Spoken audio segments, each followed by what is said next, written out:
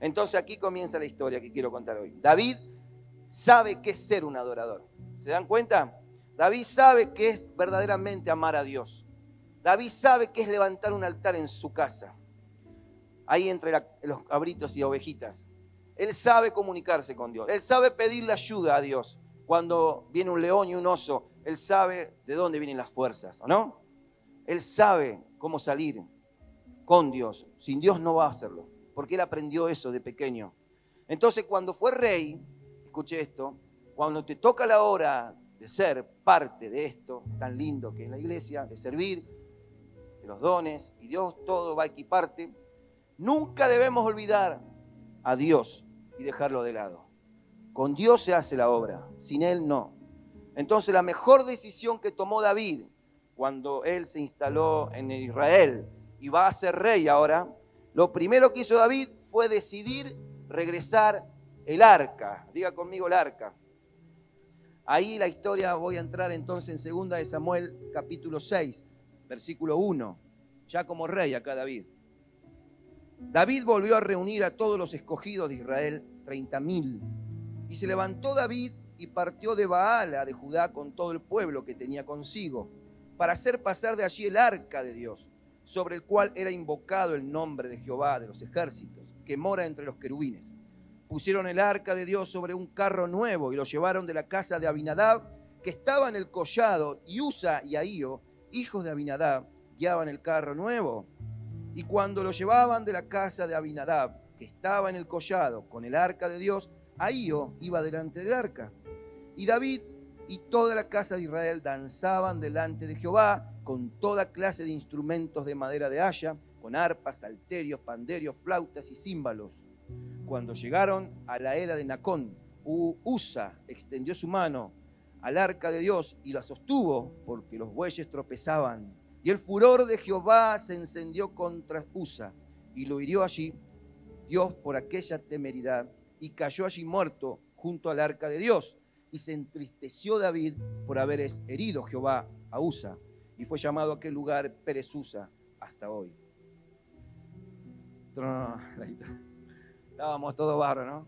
Venía hermosa la historia. David, adorador, fue rey, un verdadero adorador como David, conocedor de la intimidad con Dios. Él siempre obedecía a Dios, le consultaba todo. Pero un día, mire cómo la presencia de Dios, cómo hay que cuidarla, ¿no? Cuando la presencia de Dios viene a nuestra vida, debemos cuidarla, amarla, obedecer, ser temeroso.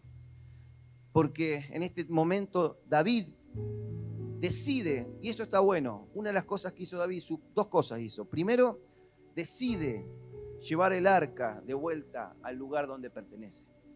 Creo que acá nosotros, como les conté recién, tenemos que decidir hoy regresar el arca a nuestra casa. ¿Dónde está el arca? Estuvo perdida 20 años por ahí dando vueltas y nadie la recuperó. Nadie preguntó por el arca. Un día la robaron, es verdad. En una de esas batallas, campañas que hacía Israel, ¿saben lo que sucedió una vez? El arca fue secuestrada. Estaban peleando Israel y los israelitas contra los filisteos. Y a alguien se le ocurre llevar el arca al campamento, al campo de batalla. ¿Saben para qué? Para salvar a Israel y así ganar la batalla. Llega el arca al campamento y al lugar de batalla y los israelitas pierden igual. Esto para que nos demos cuenta que aunque muchas veces el arca esté ahí, la presencia de Dios esté acá, no significa que venga la victoria. Y ahora vamos a entrar un poquito más en eso. ¿Por qué? Entonces el arca anduvo perdida y David decide traer el arca nuevamente a casa. Esto del arca quiero contarles, porque estamos hablando del arca. ¿Qué es el arca? En aquel tiempo, ¿qué significaba el arca? Bueno, el arca significaba la presencia de Dios inmediata. El arca era el tesoro nacional de Israel.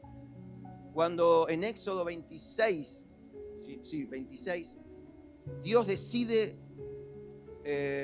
hacer un tabernáculo y le manda a Moisés que lo construya, Todo el inmueble prácticamente era de madera, de acacia, revestido de oro, etcétera. No importa eso. Lo que sí importa es que en ese inmueble de los muebles que Dios mandó a construir estaba el arca como algo muy sagrado para el pueblo de Dios.